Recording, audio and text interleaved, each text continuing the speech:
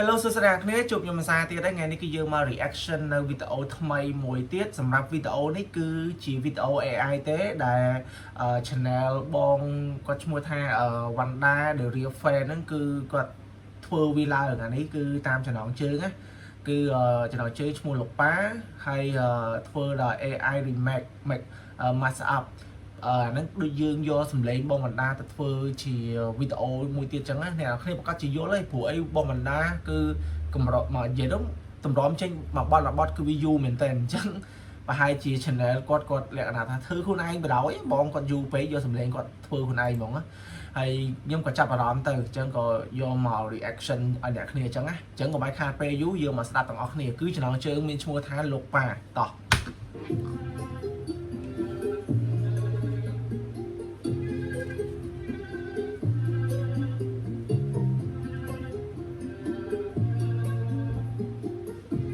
ខ្ញុំភ្លេចមើលសក់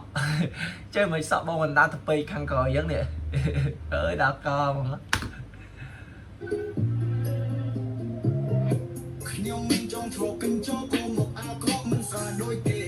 ចំណែកខ្ញុំមិនសូវមានតែជំនាញធ្វើកាន់ជាគេរូបខ្ញុំជាកូនអ្នកក្រគេមិនចង់រាប់អានខ្ញុំនោះទេចាំបាច់ឬអានធ្វើអីបើរូបខ្ញុំជាកូនអ្នកក្រចាំបាច់ឬអានធ្វើអីដល់ខ្ញុំមិនមានការងារល្អជីវិតខ្ញុំបាត់នេះលយដែរហ្នឹងហើយអត្តន័យក៏លយទៀតនេះមិនណយណា AI អានេះខ្ញុំមិនដឹងថាគាត់សរសេរប្រូខ្លួនឯងហើយគ្រាន់តែយកអាលក្ខណៈថាសំលេងផងបណ្ដាយកមកធ្វើឬមួយកំមិតខ្ញុំមិនដឹងទេតែសំខាន់អត្តន័យគឺលយមែនតើវាអប់រំដែរហ្នឹងណាមិនដែរទៅចាត់ខ្លួនឯងទេទោះបីជាខ្ញុំកាន់មកគ្រួសារក្រមិនមានដូចជារូបគេខ្ញុំសុំចាត់កុំរឿងអានកុំមើលងាយខ្ញុំតាបានទេអូលយជាកូនអ្នកក្រតែរូបខ្ញុំក្រពិតមានន័យខ្ញុំមិនដែរទៅបងពៀនលើអ្នកណាអ្នកដល់ទៅខ្ញុំមិនដែរធ្វើអ្វីដែលសំទុំមិនត្រូវការអី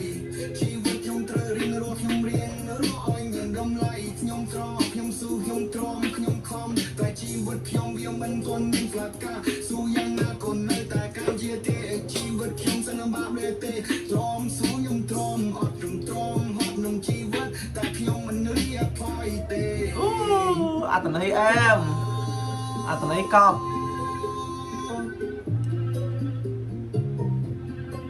ជីវិតអើយពិតជាមានន័យ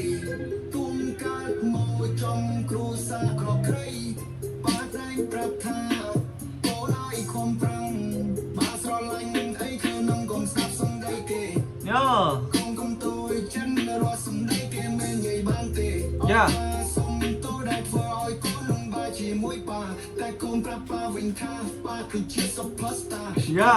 ជាវីរៈបូរសម្រាប់កូនប្រុសម្នាក់នេះណាប៉ាគឺជាមនុស្សម្នាក់ដែលមានមហិច្ឆតាប៉ាគឺជាបូរម្នាក់ដែលស្រឡាញ់ប្រុសពុនកូនគ្រួសារលោកអូមិននិយាយរឿងជួនណាជួនមែនតើអូជួនកតុយគឺអើយកប់បណ្ដោយបត់នេះនេត្រាប៉ាគិតតែពីខំប្រឹងធ្វើការយកលុយឲ្យកូនចូលសាលាអូអើយលោកប៉ាលំបាកខ្លាំងបត់នេះបើសិនជាធ្វើភ្លេងលក្ខណៈថាមនោចេតនាលងលោតប្រកាសជាយំហីតែដោយសារនេះភ្លេងវារៀងប៊ីតបែបបុកអញ្ចឹងវាអញ្ចឹងគឺស្ដាប់ទៅវាអត់សូវអីតែបើយើងគិតពីអត្ថន័យនេះខ្ញុំគិតថាអ្នកគ្នាប្រកាសជាក្តុកក្តួលអារម្មណ៍តិចតួចហើយអានេះបើតាមគំនិតខ្ញុំគឺអត្ថន័យលយមែនតើកំសត់អត្ថន័យនេះវារៀងក្តុកក្តួលដែរហ្នឹងតែដោយសារភ្លេងយោងភ្លេងវា beat ទៅវាអត់អីវិញតែបើភ្លេងរៀងសេតតិចទៅបណ្ដោយហ្នឹងលោកប៉ាអើយលោកប៉ាពិតជាហត់នឿយខ្លាំងហើយណាប៉ាខំចេញចាំតាំងពីកូននៅកូម៉ាអីលើកូនចង់សងកូនប៉ាយ៉ាកូនមិនធ្វើគ្រប់យ៉ាងគឺដើម្បីប៉ាកូនមិនចង់ឲ្យគេមើលងាយថាកូនប្រុងមិនបានការអូយបត់នេះអែមែនតើអត្តន័យឡើងកប់បដ ாய் ខ្ញុំអត់ដែរស្ដាប់បត់ហ្នឹងទេខ្ញុំអត់ដឹងថា channel ផងគាត់គឺបានអាហ្នឹងមកពីណាទេខ្ញុំអត់ដឹងដែរនិយាយទៅគឺលយមែនតើអូ nhưng click mơ cái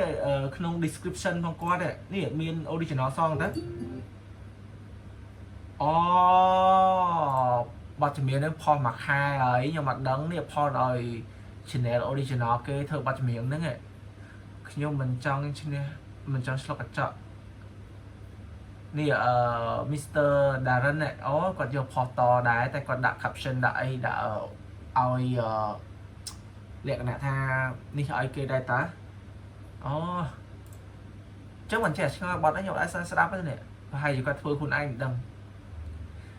អញ្ចឹងបទចម្រៀងហ្នឹងដូចអ្នកគ្នាបានស្ដាប់ចឹងអត្ថន័យវិញគឺលយមែនតែនវារៀងកដោកដោអារម្មណ៍ដែរហ្នឹងណាបើសិនជាអ្នកណាគេមានខ្សែជីវិតស្តៀងនៅក្នុងបទចម្រៀងហ្នឹងគឺប្រហែលជាយំឲ្យមើលទៅហើយបទហ្នឹងគឺអប់រំមែនតែនតាក់ទងពីអញ្ចឹងតាក់ទងពីលោកប៉ាអញ្ចឹងណាវាបាក់និយាយដែរអ្នកគ្នាស្ដាប់ទៅដឹងអញ្ចឹងអ្នកគ្នាបទចម្រៀងហ្នឹងក្នុងវីដេអូនេះគឺមានតែប៉ុណ្្នឹងទេចាំជួបខ្ញុំនៅវីដេអូក្រោយទៀតបាយអ្នកគ្នាជម្រាបលាបាយ